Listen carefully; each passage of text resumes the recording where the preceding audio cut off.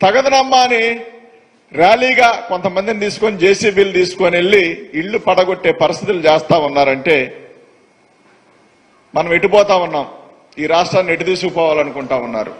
లేదు 5 సంవత్సరాలు ఛాన్స్ ఇచ్చారు కాబట్టి ప్రతీకార ద్వారానే వెళ్దామా, ప్రతీకారమే తీర్చుకుందామా, లేదు ఈ 5 ఏళ్లు పాలన చేసి మళ్ళీ ఇంతకంటే బెస్ట్ గా పాలన చేసి మళ్ళీ ఇంకో 5 ఏళ్లు ప్రజలను అవకాశం అడుగుదామని ఆలోచన చేస్తే వీళ్ళు మాత్రం మళ్ళెటు ఈ హామీలు నెరవేర్చే పరిస్థితి లేదు. కాబట్టి వీటన్నిటి నుంచి డైవర్ట్ చేసే విధానం, గొడవలు పెట్టుకొని భయపెట్టి, నిన్న చాలా మంది పెన్షన్ తీసుకున్నారు పాపం. వాళ్ళందరూ వాళ్ళు మాట్లాడుకున్న మాటలు మీరు ఒకసారి వినండి.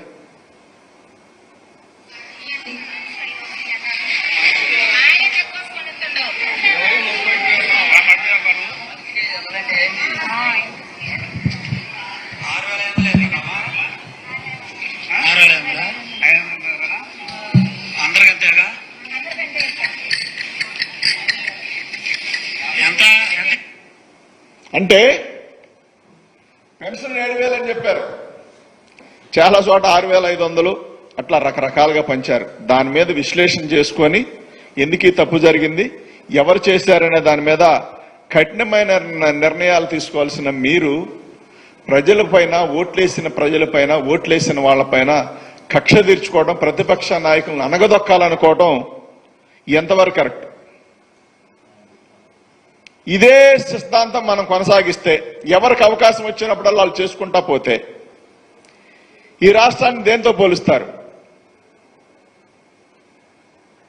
గమనించాల్సిన అవసరం ఎంతైనా ఉంది. ఇష్టానుసారంగా పోదాం, ఇష్టానుసారంగా చేద్దామని అంటే గత 5 సంవత్సరాలు జగన్మోహన్ రెడ్డి గారి పాలన జరగలేదే. ఎవరినైనా కొట్టారా, ఎవరినైనా తిట్టారా, ఎవరిళ్ళైనా పగలగొట్టారా? ఏం లేదు కదా. మీకు ఛాన్స్ వస్తే, మీరు అవకాశం ఇస్తే, మీకు అవకాశం ఇస్తే మీరు పాలించుతారు, గొప్ప పాలన చేస్తారని చెప్పి రాష్ట్ర ప్రజలు అనుకుంటున్న తరుణంలో ప్రజలందరూ కూడా బాధపడి, అరే ఇలాంటి వ్యక్తులుగా మనం ఓట్లేసింది, ఇందుగా ఓట్లేసింది అనుకునే మాట్లాడుకునే సందర్భాలు వచ్చినాయి. అంటే ఏది ఎన్ని రోజులకి? 1 నెల రోజులు కాల ప్రమాణ స్వీకారం చేసేమి 12వ తారీఖు నెల, అవకాశం వచ్చేమి 4వ తారీఖు నెల. ఇంకా ఏది నెలగాల. నెల కాకుండానే కింద స్థాయి నుంచి పై స్థాయి దాకా ఒకటే వ్యవహారం. కొడదాం, భయపెడదాం, ఇబ్బంది పెడదాం, రకరకాలుగా టార్చర్ చేద్దాం. వైఎస్ఆర్సీపీ వాళ్ళు ఎవడైనా సరే వదిలిపెట్టేది లేదు, మీ అంతు చూస్తామని మాట్లాడే విధానం చూస్తా ఉంటే ఎవరు ఎంత చూడాలన్నా ప్రజలకు మాత్రమే సాధ్యం. కేసులు పెడదాం, భయపెడదాం, రకరకాల కేసులు పెట్టి తప్పుడు కేసులు ప్రచారం చేద్దామని చెప్పి మాట్లాడుకునే విధానం కాకుండా మీకు చేతనైతే ఇలాంటి ఎమ్మెల్యేలను పిలిచి మాట్లాడండి. నిన్న ఒక మినిస్టర్ గారి భార్య పాపం, ఆమె కూడా తెలుసో తెలీదో మరి ఏం జరిగిందో తెలియదు కానీ సాక్షాత్తు పోలీసులు సైతం నివ్వెరపోయారు.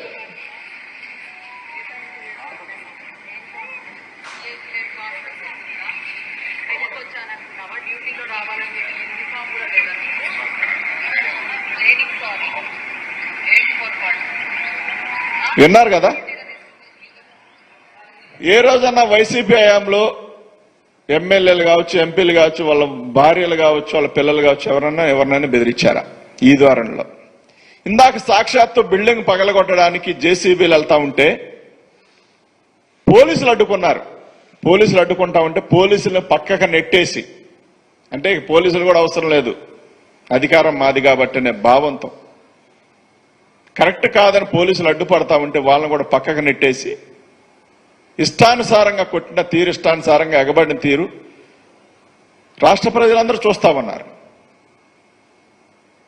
అరే 5 ఏళ్ళు ఛాన్స్ వచ్చింది, గొప్పగా పాలన చేద్దాం, మళ్ళీ ఇంకో 5 ఏళ్ళు అడుగుదామని పక్కన పెట్టేసి ఇక ఎటు అబద్ధాలు ఆడాం కాబట్టి ఛాన్స్ రాదు కాబట్టి మనకు చేతనైంది, మనకు పగున్న వాళ్ళందరి మీద పగ తీర్చుకుందామని భావం ఏర్పరచుకున్నారు. చూసారా, కరెక్ట్ పాలసీ కాదు.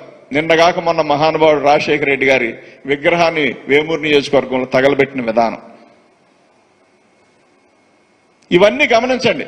ఎక్కడ పడితే అక్కడ అల్లరి చిల్లరగా తప్ప, దుర్మార్గంగా తప్ప మీ గురించి మంచిగా మాట్లాడుకొని అరే వీళ్ళు కరెక్ట్ వీళ్ళు పర్ఫెక్ట్ అనుకునే పరిస్థితులు ఉన్నాయా?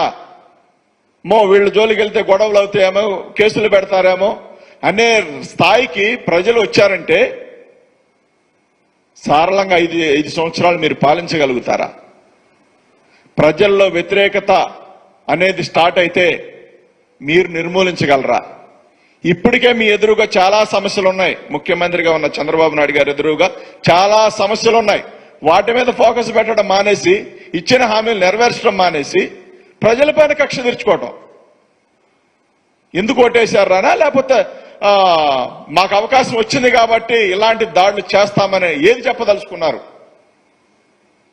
కాబట్టి అసాంఘిక శక్తుల్లా కాకుండా, దుర్మార్గమైన ఆలోచన కాకుండా, హేయమైన చర్యలు కాకుండా ఈ రాష్ట్రాన్ని పాలించాల్సిన అవసరం టీడీపీ ప్రభుత్వానికి ఉంది. అందులో చంద్రబాబు నాయుడు గారికి ఉంది.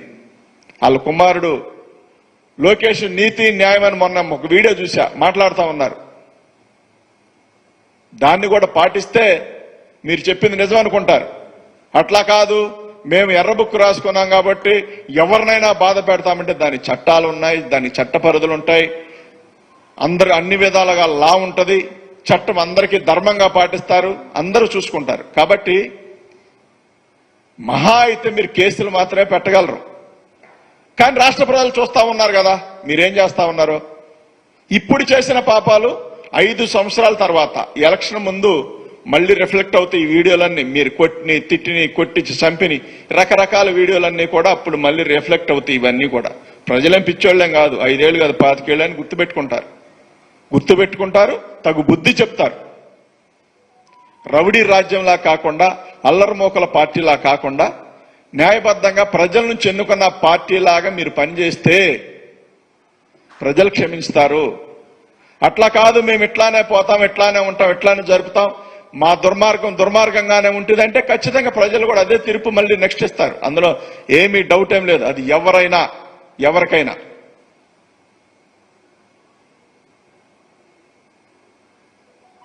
ఖచ్చితంగా మీ దుశ్చర్యలపైన కేసులకు వెళ్తాం, కోర్టులకు వెళ్తాం.